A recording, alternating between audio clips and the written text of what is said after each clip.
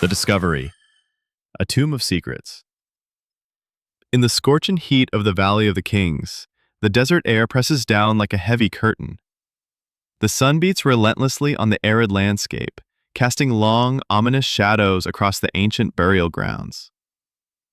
For years, Howard Carter had dreamed of this moment, the moment when he would unearth the lost treasures of Egypt. But today, the discovery he was about to make would exceed even his wildest expectations. Carter and Lord Carnarvon stand before the entrance to the tomb, their hearts racing with the excitement of finding Tutankhamun's burial place. The air is thick with anticipation, and every footstep seems to echo with the weight of history. A small group of workers stands nearby, nervously eyeing the newly revealed stone doorway, a dark hole in the earth that had remained sealed for over 3,000 years. Lord Carnarvon, who had financed the excavation, adjusts his glasses and mutters a nervous laugh. It seems too perfect, doesn't it? Like something out of a dream, or a nightmare. Carter, ever the determined archaeologist, brushes aside the doubts. "This is it, my lord. We've found it. The tomb of the Boy King." Despite the incredible nature of the discovery, a sense of unease hovers over the site. For months, rumors of an ancient curse have surrounded the excavation. Locals whisper of the wrath of the gods, of spirits that will not tolerate the desecration of their sacred ground.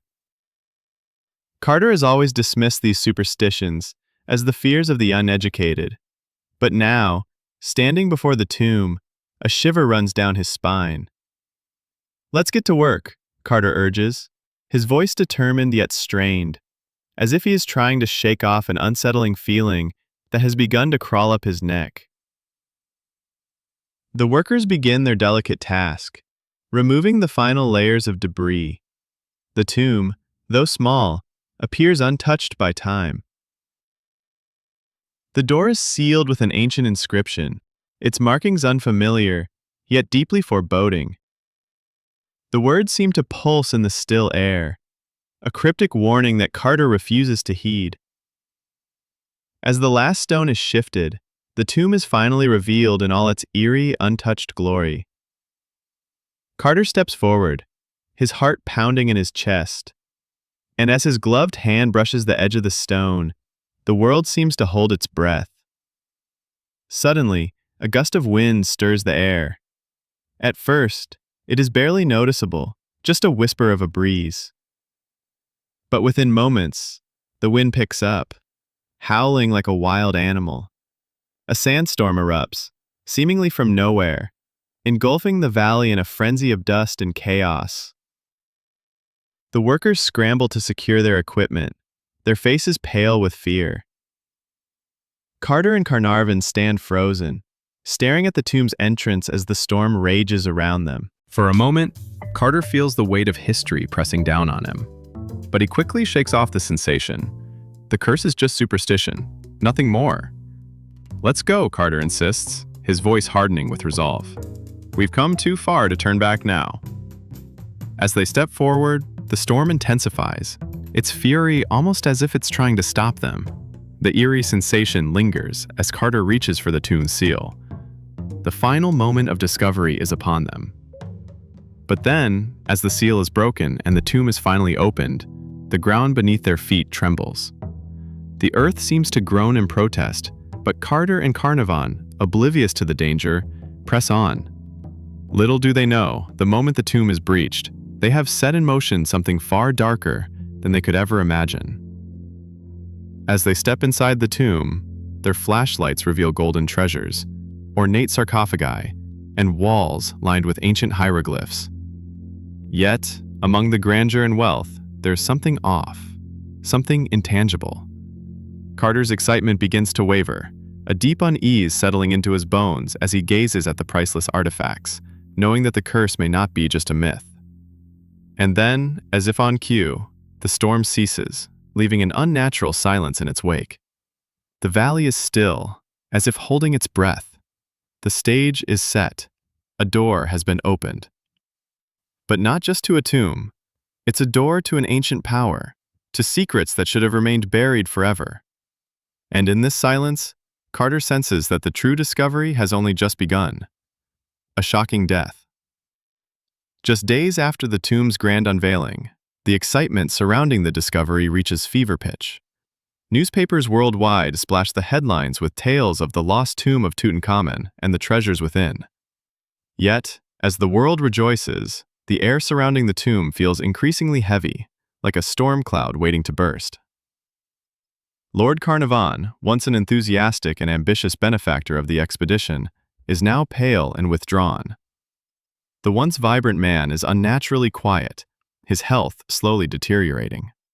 It's as if the weight of the tomb's curse is beginning to take its toll, though no one dares to speak of it aloud.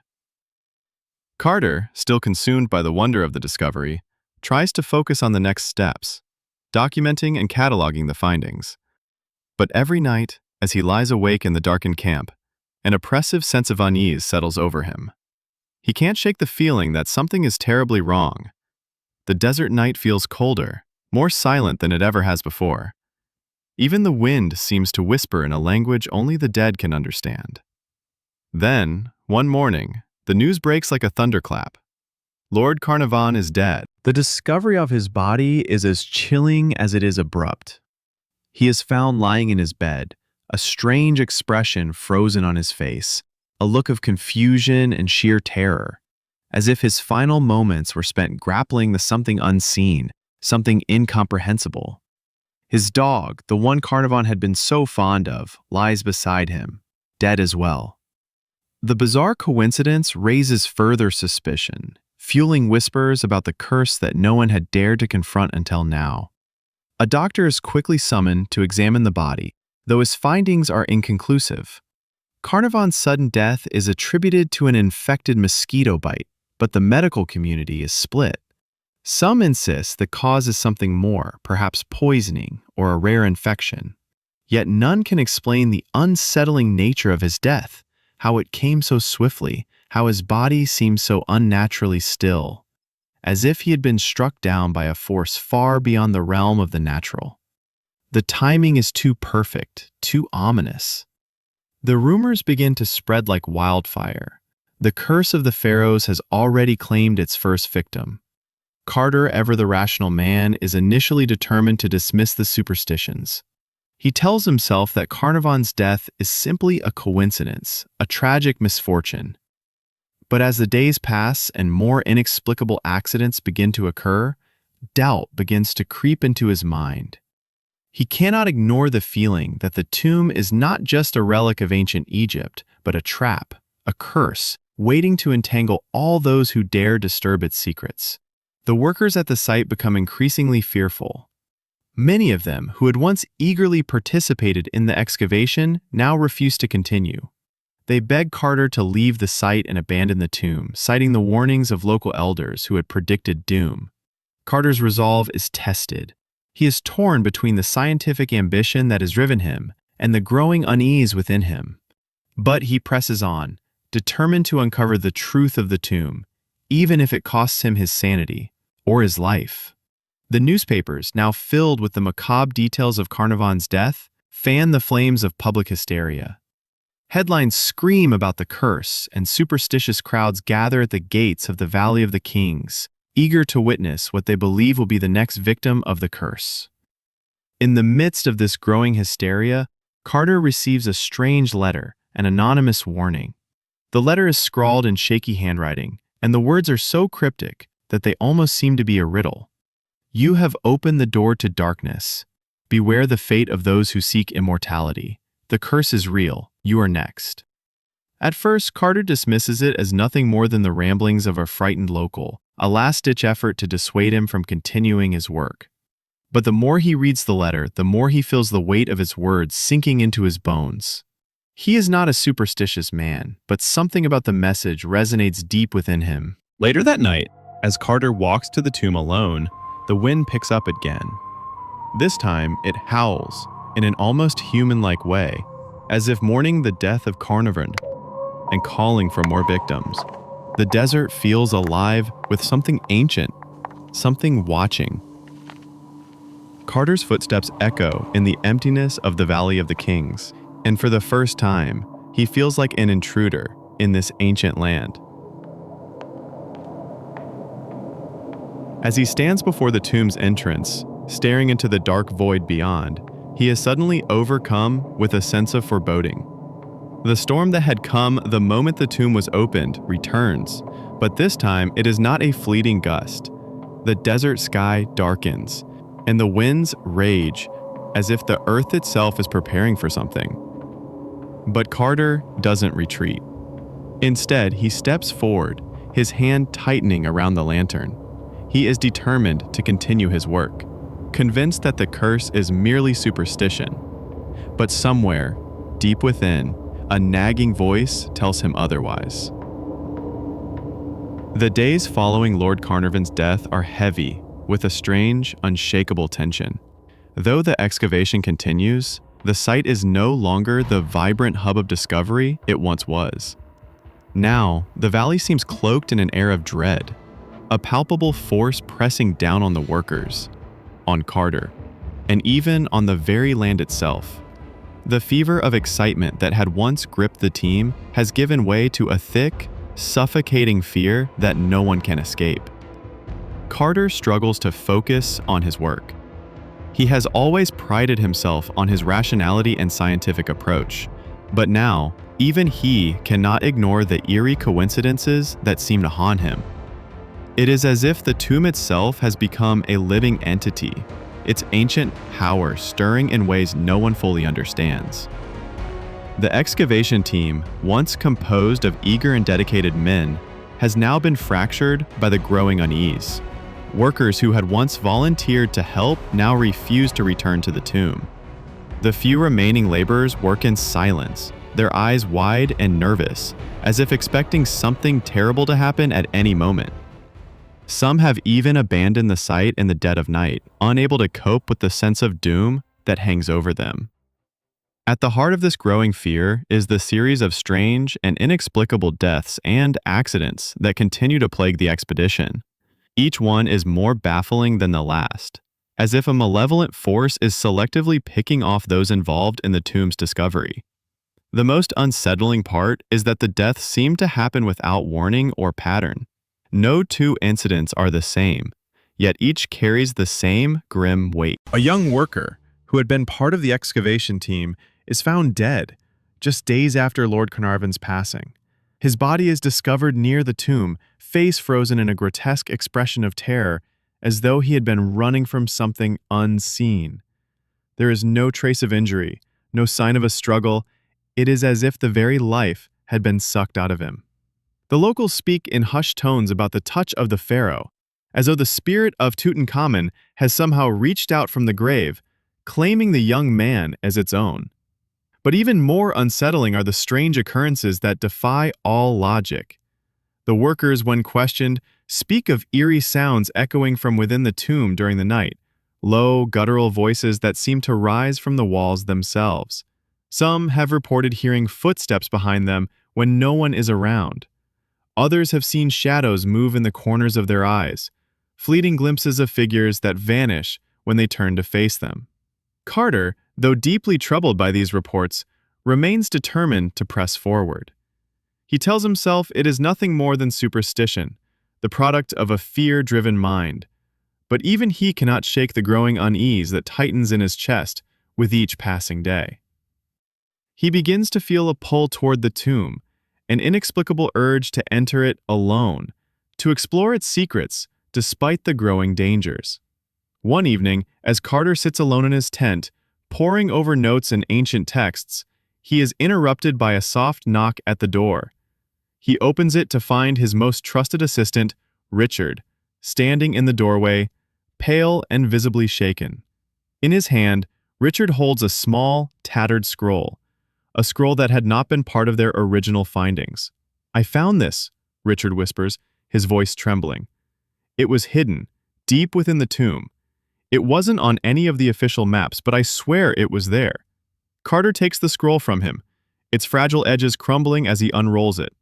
The text is old, far older than any of the inscriptions they've uncovered so far. The words are written in a language that Carter recognizes only faintly. It's a dialect he has never studied in depth, one that seems to contain elements of both hieroglyphs and an ancient, forgotten script. As he reads the first few lines, his stomach churns.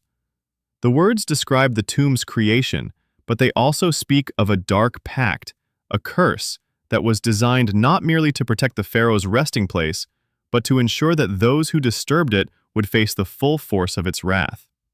The scroll contains warnings about the eternal watchers, beings who had once served the pharaoh and who would continue to guard the tomb long after his death. It describes how the tomb was never meant to be disturbed, and that any attempt to uncover its secrets would awaken forces beyond human comprehension. The scroll is more than just a warning. It's a call to action, one that compels Carter to investigate further. Carter is struck by a chilling thought. The deaths and accidents are no coincidence. They are not simply the result of natural causes or bad luck. The tomb's curse is real and is beginning to claim its victims, slowly, methodically, one by one. That night, Carter lies awake in his bed, staring at the ceiling. His mind races, his thoughts a whirlwind of possibilities. He has always believed that the truth can be found in the details, in the hard evidence, but now, even his scientific mind cannot deny the inexplicable. Something is stirring within the tomb, something ancient and powerful that he cannot fully understand.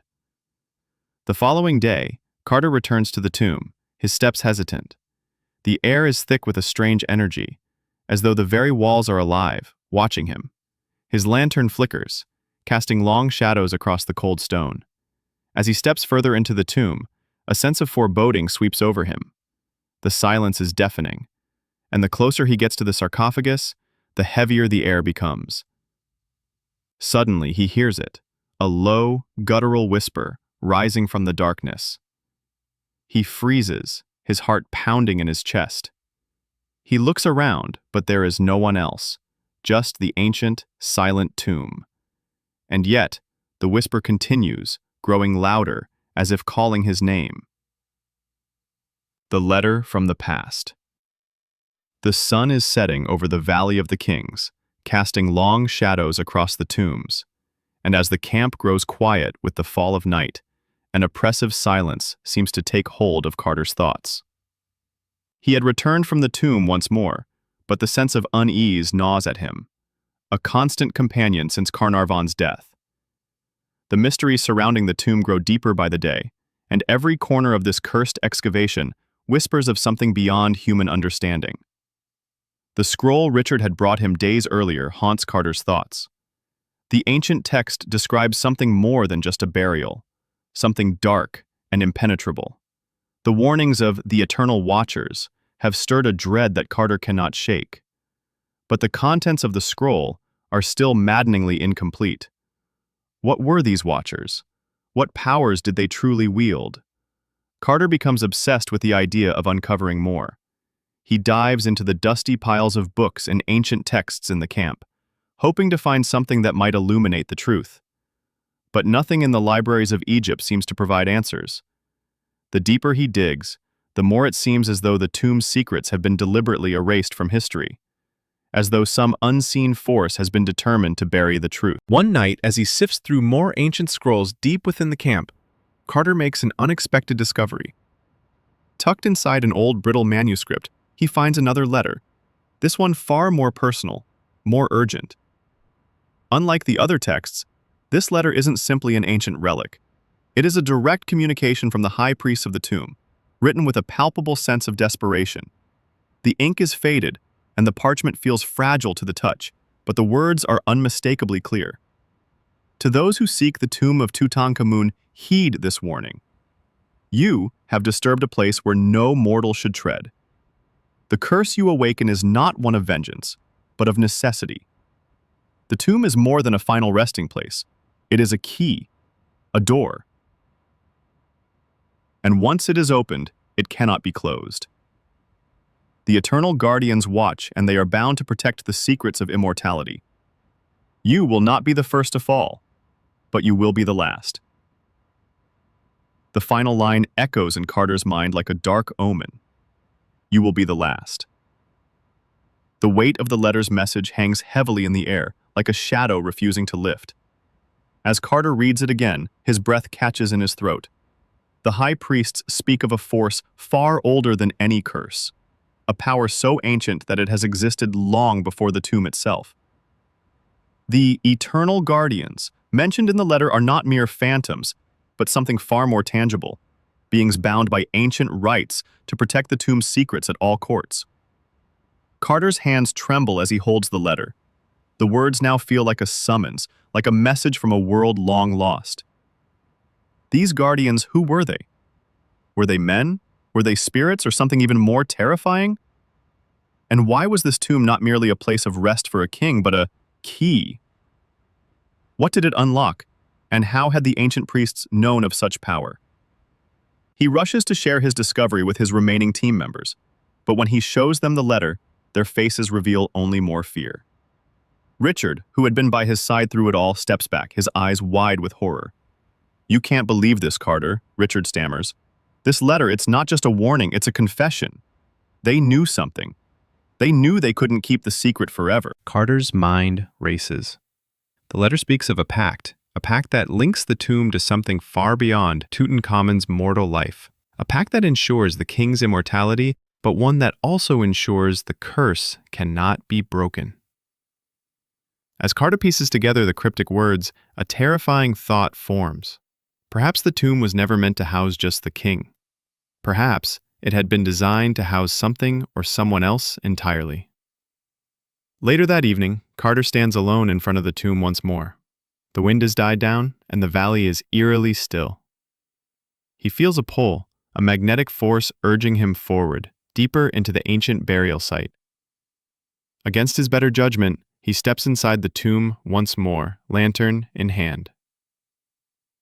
The air is thick with dust, and the silence feels heavier than before.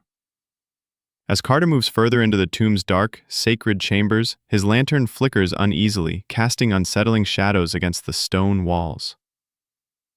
There, in the far corner of the room, a statue stands. Carter's heart quickens as he recognizes it as a representation of the ancient god, Anubis, guardian of the dead. But this one is different. This statue seems too lifelike, its eyes too sharp. For a moment, Carter thinks he sees something glinting in its eyes, a hint of life, a spark of movement, but when he blinks, it is gone. He shakes his head, chalking it up to the stress and exhaustion. Yet deep within, the nagging feeling grows stronger. He is being watched. The tomb is not empty. It never was. As Carter examines the sarcophagus again, the words of the priest echo in his mind. The eternal guardians watch. Is it possible that these guardians still exist in some form, bound to protect the tomb, or are they simply the result of superstition and fear? But even as Carter questions, the oppressive weight of the tomb's secrets begins to take root in his heart. With each passing moment, the idea that the curse is not some abstract myth becomes more and more real. Carter realizes that he has not just uncovered an ancient tomb, he has unleashed a dark force that was never meant to see the light of day. And the cost of that discovery may be far greater than he ever anticipated. The Shadow Society. As the days stretch into weeks, the unease around the excavation intensifies. The deaths, the strange occurrences, and the whispered warnings from locals have worn down even the most steadfast members of the team. The tomb, once a beacon of excitement and promise, has become a source of dread. The whispers of the curse, once dismissed as superstition, now feel like an undeniable truth. The air is thick with tension, and Carter can feel it weighing on him more each day. But the more Carter unravels the mystery, the more he becomes convinced that the curse is not the work of vengeful spirits or supernatural forces. No, something far darker is at play. The letter he found, the one from the high priests, spoke of an eternal order, a society that had guarded the tomb for centuries. The guardians mentioned in the letter were not mere ghosts, but protectors, bound to the tomb by an ancient pact. But what kind of society would devote itself so completely to protecting a tomb? What were they protecting? And from whom? One evening, Carter sits alone in his tent, the flickering lantern casting long shadows across his desk. The letter still lies in front of him. the cryptic words swirling in his mind like a puzzle he cannot solve. He's been rereading it for days, trying to piece together the hidden meaning. The more he studies the letter, the more he realizes that the curse was never meant to punish those who sought to steal the pharaoh's wealth. It was designed to protect something far more valuable: immortality itself. Suddenly, a knock at the door pulls Carter from his thoughts. He opens it to find Richard, his trusted assistant, standing there with a look of urgency in his eyes. Richard's face is pale, his hands shaking. "I think I found something," Richard says, his voice barely above a whisper. Carter's heart races as he follows Richard to a small, hidden alcove in the camp, a place where they've stored the more sensitive items from the excavation. There, among a pile of dusty artifacts and ancient scrolls, Richard uncovers a small, ornate chest. It is unlike anything Carter has seen before, its surface adorned with strange symbols that seem to pulse with a dark energy. "This wasn't part of our original collection," Richard says. "I found it, hidden beneath the floor of one of the tomb's inner chambers. It wasn't on any map. No one knew it was there." Carter's fingers tremble as he opens the chest, revealing a collection of ancient scrolls, far more delicate and refined than the others they've discovered. As he carefully unrolls the first scroll, the words become clear, and his blood runs cold. The scrolls are not mere records of the pharaoh's life or tomb. They are detailed accounts of an ancient secret society, the Eternal Order. The scrolls describe the origins of the society, its role in safeguarding the tomb, and the pact made long ago by the priests to protect the secret of immortality. The Eternal Order, it seems, was not a group of loyal servants simply guarding the pharaoh's resting place. They were the keepers of something much more significant. They had sworn an oath to ensure that the knowledge of the pharaoh's immortality never escaped the tomb.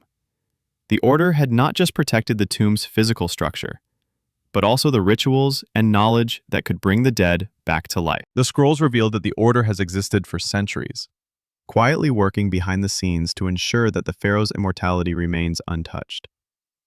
They are not just guardians of the tomb. They are active participants in the ancient rites that prevent the pharaoh's secret from being exposed. They have infiltrated every corner of the world, ensuring that no one would ever uncover the true nature of the tomb. As Carter reads on, the details grow darker. The Eternal Order was not a simple group of protectors. They were a shadow society, operating in secrecy, manipulating events to ensure that no one would ever disturb the tomb. Members of the society were not just priests and guardians. They were powerful figures, individuals embedded in the highest echelons of society. Royalty, politicians, scholars, and even military leaders. Their influence reached across the globe, ensuring that the secret remained buried for millennia. But what disturbs Carter most is the mention of a ritual. A ritual that would transfer the pharaoh's soul into the body of a new vessel, a chosen one who could carry the immortality of the pharaoh forward into the future. The society, it seems, had been waiting for the right moment to use the tomb's power for their own purposes. And now, with the tomb opened, the time had come. Carter stands frozen, the implications of the discovery washing over him like a tidal wave. The curse, the deaths, the strange occurrences, they were not just the result of an ancient vengeance. They were part of a carefully orchestrated plan, a plan that had been set in motion centuries ago. The members of the Eternal Order had been waiting for this moment, the moment when the tomb would be disturbed. And now, Carter realizes, he may have become part of that plan. "Carter, do you understand what this means?" Richard's voice is barely audible, filled with a mixture of awe and terror. "The Order, they've been watching us. They've been watching you." Carter's heart races as he realizes the truth.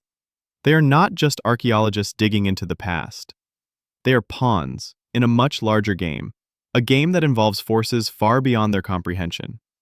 The members of the Eternal Order have been in control all along, manipulating events to ensure the immortality of the pharaoh, and ultimately, the continuation of their own power. The door to the tomb has been opened.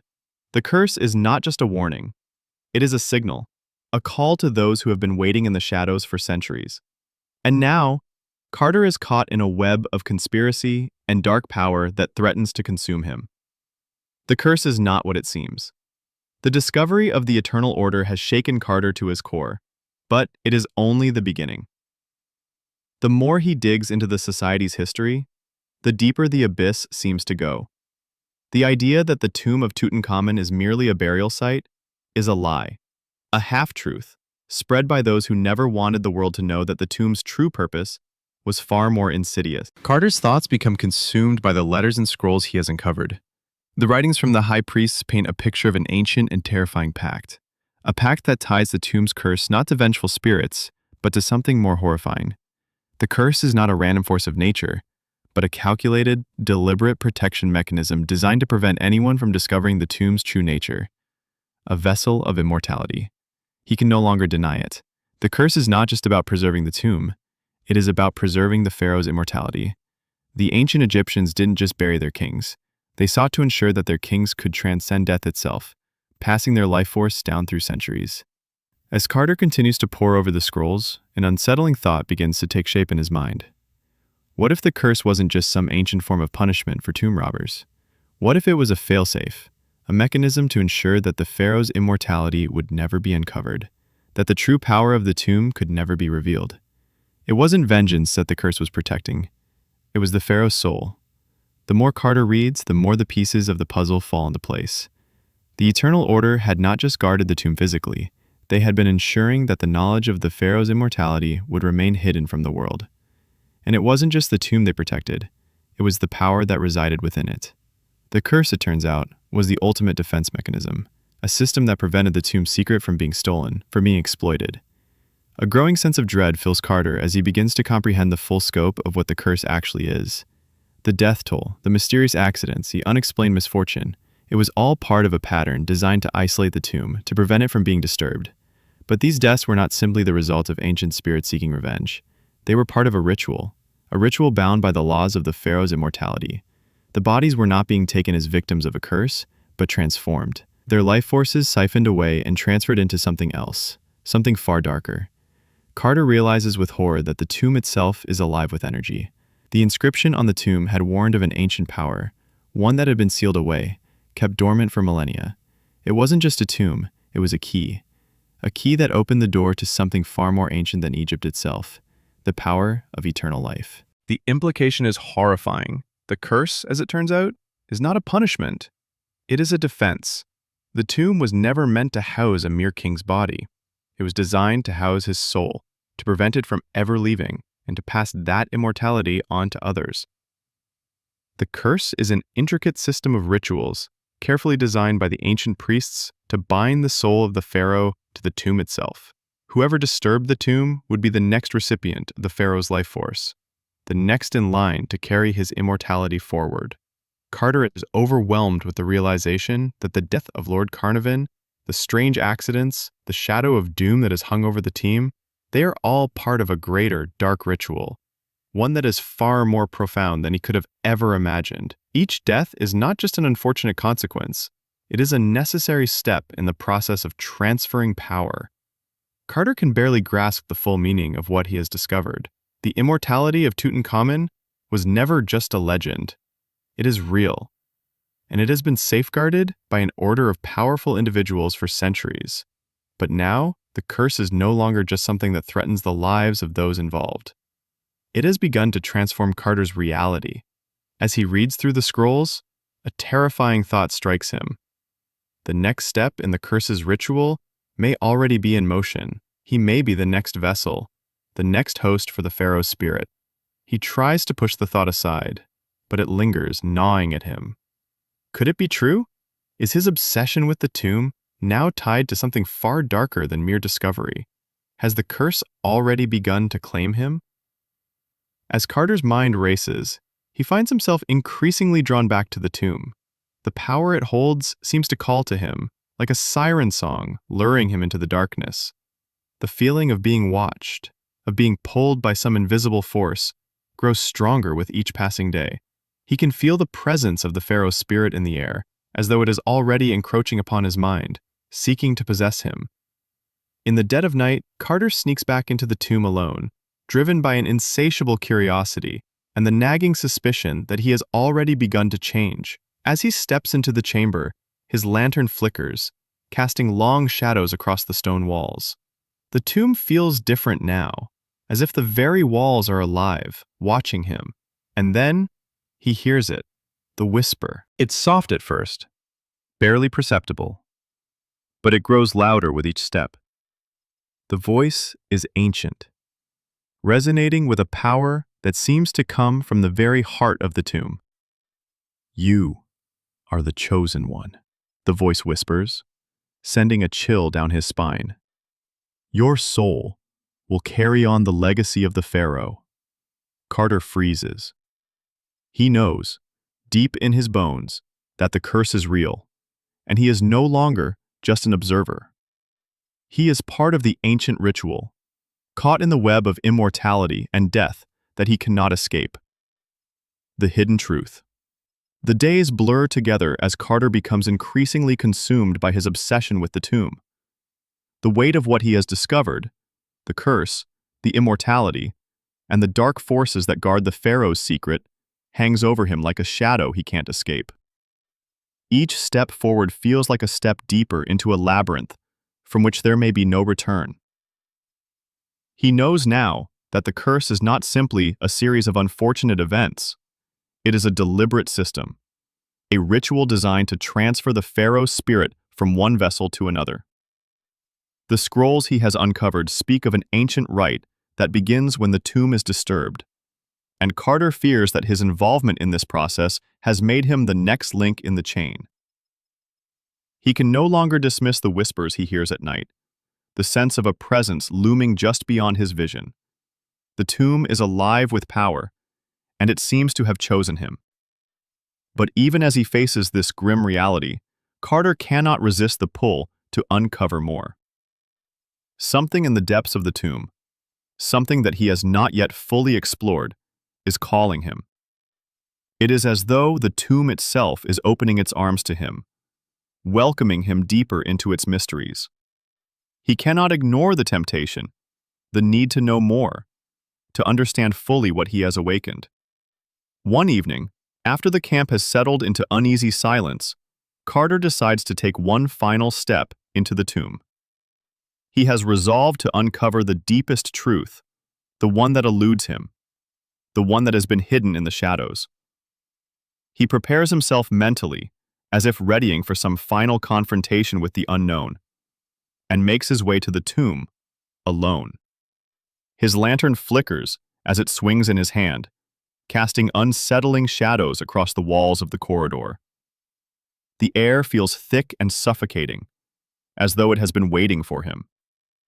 As Carter enters the chamber where the sarcophagus lies, he feels a chill seep into his bones.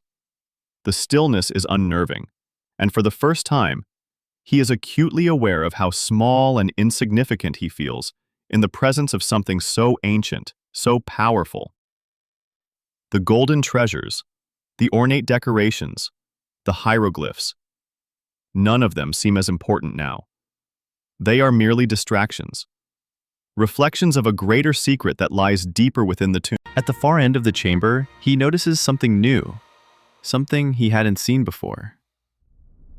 A hidden door, partly concealed by a curtain of thick, ancient cobwebs. It is as though the tomb has been keeping the secret for him, waiting for him to discover it when the time was right. Without hesitation, Carter pushes aside the webs and steps forward. The door creaks as it opens, its ancient hinges groaning under the strain. Beyond the door is a narrow staircase leading down into the depths of the tomb. The air grows colder as he descends, and the silence becomes more oppressive, more suffocating with each step. Carter's heart races with anticipation and fear. He knows he is crossing a threshold, venturing into a place where no one has ever been. The staircase leads to a hidden chamber, one that is far different from the others he has explored. The walls are covered in intricate carvings, but they are unlike any he has seen before. These are not simple depictions of the pharaoh's life, or the gods, but something darker, more cryptic. The symbols seem to shift before his eyes, like they are alive, reacting to his presence. In the center of the room stands a stone altar, adorned with ancient relics that Carter does not recognize. At the foot of the altar lies a second sarcophagus, far more elaborate than the one above. This one is sealed with heavy chains, and it emanates a sense of power so strong that it seems to pulse in the air around him. Carter approaches the sarcophagus, his hands trembling as he examines the intricate carvings etched into its surface. The symbols are familiar, the same markings he saw above, but now, they seem to resonate with an almost palpable energy. The sarcophagus is covered in the same hieroglyphs that describe the ritual, the transfer of the pharaoh's soul. But these markings are far more detailed, and as Carter reads them aloud, he begins to understand the full scope of what the tomb holds. The sarcophagus isn't just a burial place for the pharaoh. It is a vessel designed to contain the very essence of the king's spirit. And it is here, in this hidden chamber, that the final step of the immortality ritual takes place. The ritual is not about protecting the tomb or punishing intruders. It is about creating a new vessel, one that will carry the pharaoh's soul into the future. Carter's mind races as he comprehends the final piece of the puzzle. The curse was never a punishment for those who disturbed the tomb. It was a rite of passage, a process that transferred the soul of the pharaoh into a new body, a new host. The tomb, the order, the deaths, they were all part of a carefully orchestrated plan. Each person who came into contact with the tomb was a potential vessel, and the tomb had been waiting for the right moment to claim its next host. A sickening realization dawns on Carter. The process is not just about the pharaoh's soul, it is about power. The immortality granted by the ritual is not just a divine gift, it is a curse, a trap designed to pass the soul from body to body, perpetuating the reign of the pharaoh for eternity. The order had protected this secret, ensuring that only those who were chosen by the tomb could carry the pharaoh's soul. And now, it seems, Carter is the chosen one. His breath catches in his throat as he steps back from the sarcophagus. The room feels like it is closing in on him, the air thick with a dark energy that threatens to suffocate him. He realizes now that the tomb was never a tomb, it was a prison designed to house not just the dead, but the living, the eternal soul of the pharaoh, bound forever to the world of the living. And as Carter stands in the hidden chamber, he feels a sudden shift in the air, a cold rush that sends chills down his spine.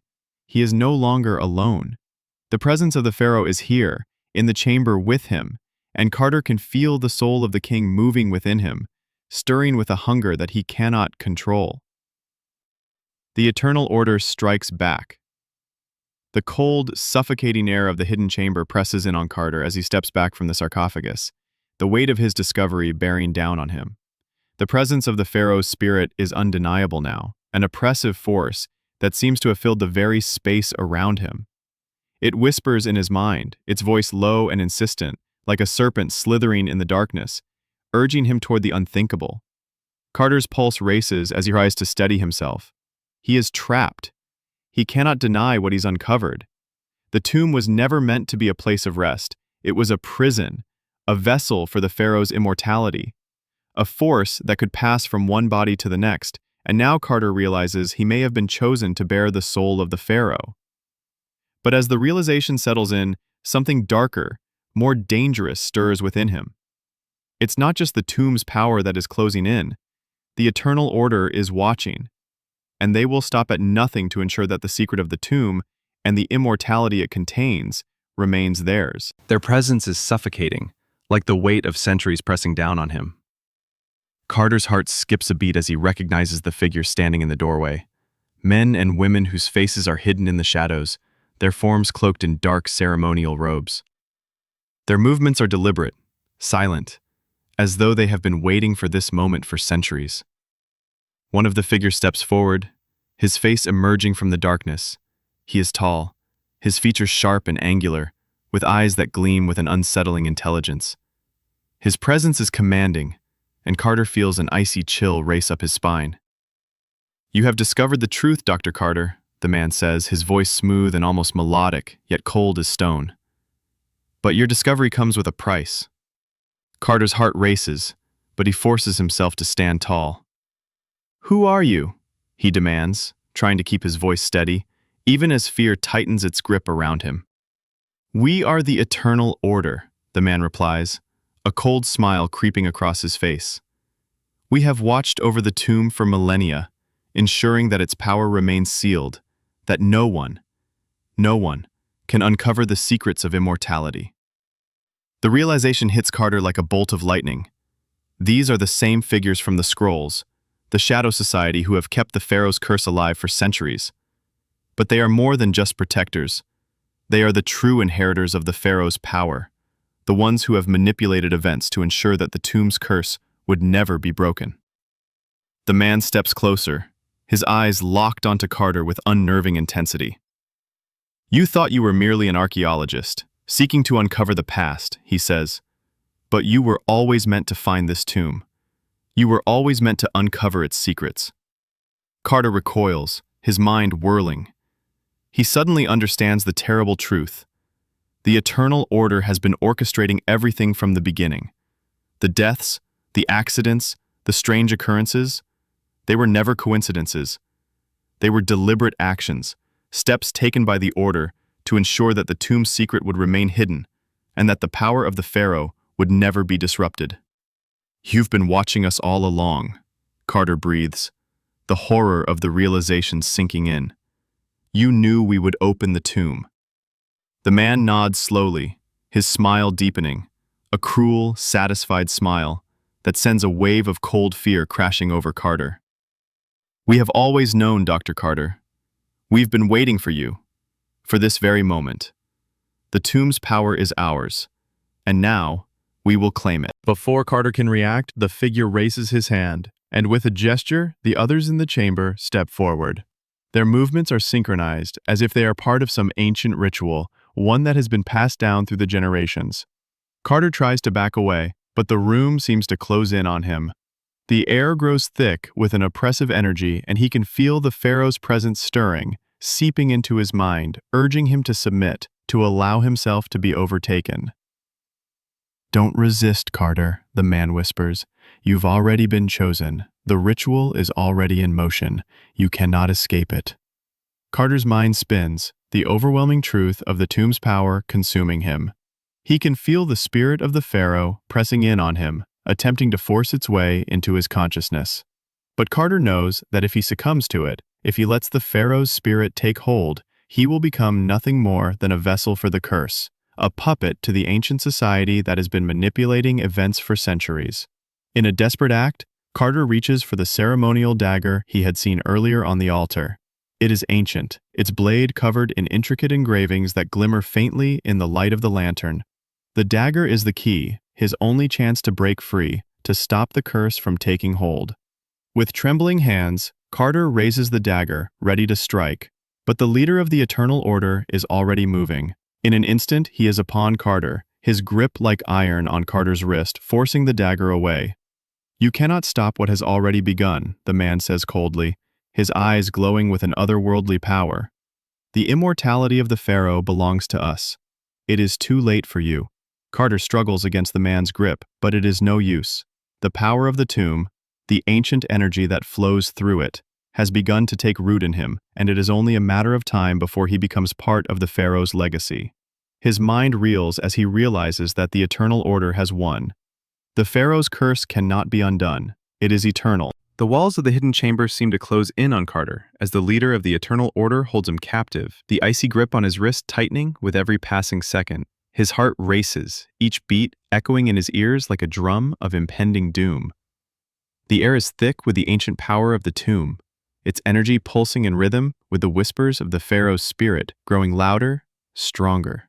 Carter fights to remain conscious, to cling to whatever sanity he has left. The realization of his fate, the overwhelming weight of what has been set in motion, presses down on him like a suffocating blanket. The Pharaoh's soul is rising, and it is looking for a vessel. It has always been looking for a vessel, and Carter is the one it has chosen.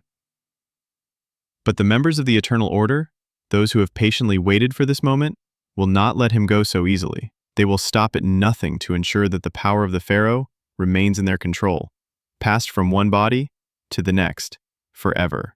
He struggles against the leader's grip, desperation flooding his veins. The dagger in his hand feels heavier than ever, a symbol of his last chance, a fragile hope that he might somehow break free from this cursed fate. But the more he tries to resist, the stronger the pull becomes. The pharaoh's presence surges within him, a tide of ancient power that threatens to swallow him whole.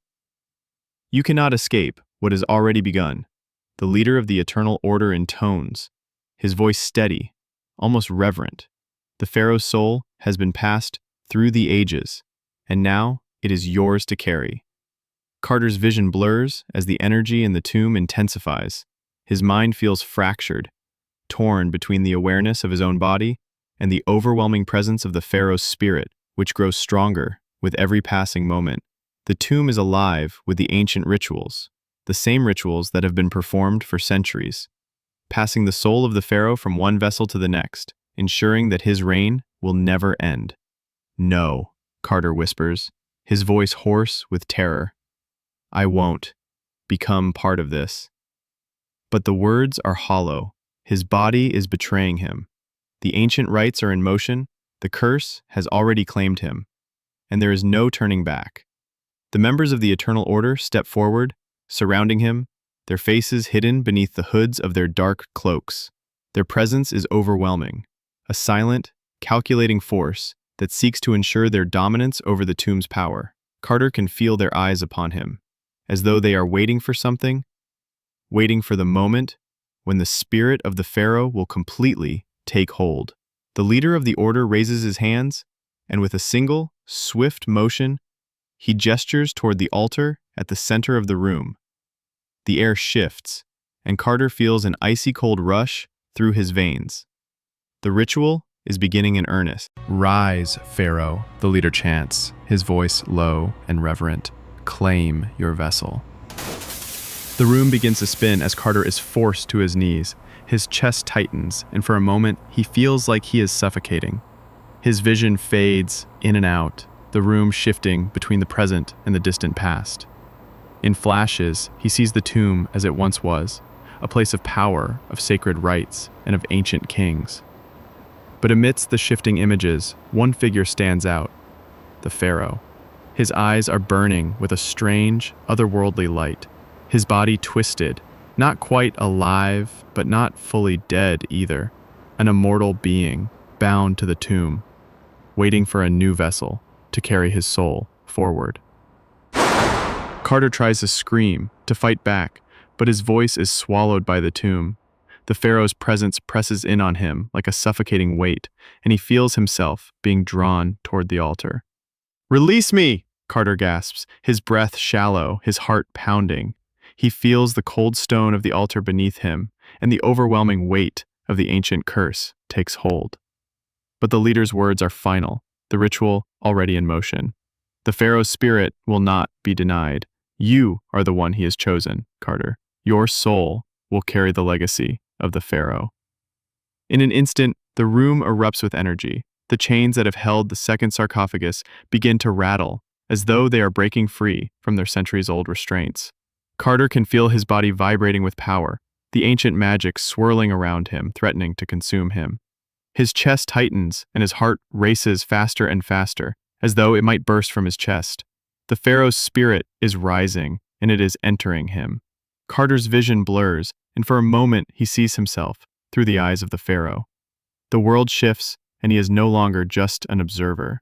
He is the pharaoh, his consciousness merging with the ancient kings.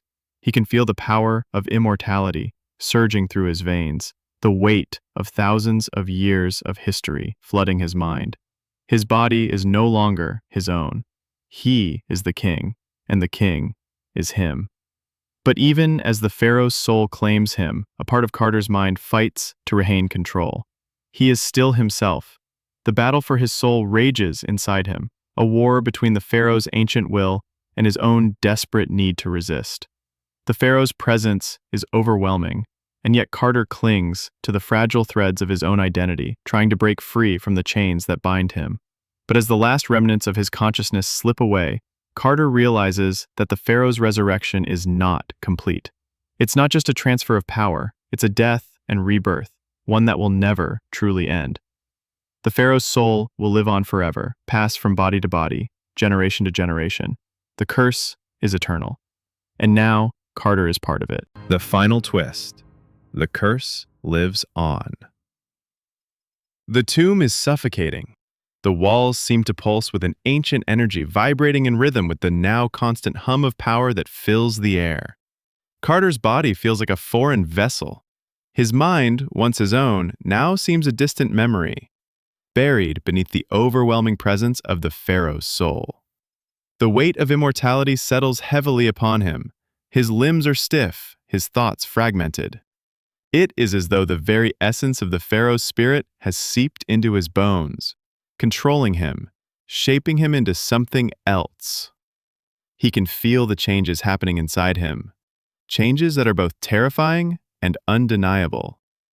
The power of the pharaoh surges through his veins, and with it comes a terrible clarity. The curse that has haunted this tomb for centuries is not just a punishment or a defense mechanism. It is a living, breathing thing, a force of nature that thrives on the cycle of death and rebirth. The pharaoh's soul will never die. It will simply pass from one vessel to the next, as it always has, forever. And now, it has claimed Carter. The echoes of the past invade his mind, whispers of those who came before him, those who had been chosen to carry the pharaoh's soul, just as he has. Carter sees their faces in flashes, the moments of their lives before they were overtaken by the curse. They are all there, trapped in the tomb with him, each one a part of the eternal cycle, their souls lost to the power of the pharaoh. He is no longer just Howard Carter, the archaeologist. He is something else, something ancient and eternal. For a brief moment, a part of him fights, his human will, his memories of who he was, clawing against the power that controls him. But it is futile. The pharaoh's will is stronger, and with each passing moment, Carter feels his identity slip further away. The tomb has claimed him, as it has claimed so many before. He is now part of the curse, bound to the pharaoh's soul in a way he cannot understand or escape. The leader of the Eternal Order stands before him, watching with an expression of cold satisfaction. The other members of the Order are gathered around, their eyes gleaming with the triumph of a plan that has been set into motion for centuries. They have waited for this moment, waited for Carter to be the one who would accept the pharaoh's spirit, to become the next vessel of immortality. The ritual has succeeded, but Carter knows that it was never just about him. The tomb was never about one man. It was always about the Order, about the power that they would wield through the curse. The leader steps forward, his voice soft, yet filled with a chilling authority. The pharaoh lives again, through you, Dr. Carter. The immortality that we have preserved is now yours to carry, and with it, the power to shape the future. Carter's mind reels. He feels the pharaoh's consciousness pressing in, the weight of an ancient, boundless life that is not his own. His body trembles and his breath comes in shallow gasps as the ancient king's will tries to assert itself. The curse has been completed. He has been chosen. But what does that mean for him? What does it mean for those who would come after him? The leader's voice cuts through his thoughts. The curse is not finished, Dr. Carter. It will never end. It will pass from one vessel to the next, generation to generation. You will be the new keeper of the pharaoh's soul, the next in line to ensure that immortality is never lost. Carter's vision blurs, the edges of reality growing fuzzy as the power of the pharaoh overwhelms him. He feels himself slipping further away from his own mind, sinking deeper into the abyss of the tomb's curse. The endless cycle stretches out before him, an eternity of death and rebirth, a trap from which there is no escape. He is no longer just a man. He is the vessel, the keeper, the next step in a dark, immortal legacy. As the last remnants of his human self fade, Carter realizes the horrific truth. There was never an escape from the curse. From the moment he opened the tomb, he had sealed his fate. The curse was never meant to be broken. It was meant to be passed on, a never-ending cycle that would ensure the pharaoh's immortality. And now, he is part of it. His soul is bound to the tomb, to the power of the pharaoh, and there will be no end. He is the new vessel, and he will carry the curse forward. The leader of the Eternal Order smiles coldly, his eyes gleaming with satisfaction. The curse lives on, Dr. Carter. It will never die. It will never be broken. You are now part of something eternal. Carter's body trembles as the final remnants of his identity vanish, replaced by the Pharaoh's spirit. His mind is no longer his own. He is the Pharaoh. And as the tomb's ancient power surges through him, he realizes that his fate is sealed forever. The cycle has begun anew. The tomb will continue to claim new vessels, passing the curse along eternally. And as Carter, now consumed by the Pharaoh's soul, steps out into the desert night, he knows that the curse is far from over. It will live on, waiting for the next soul to claim, the next vessel to carry the Pharaoh's immortality. The curse lives on, and it always will.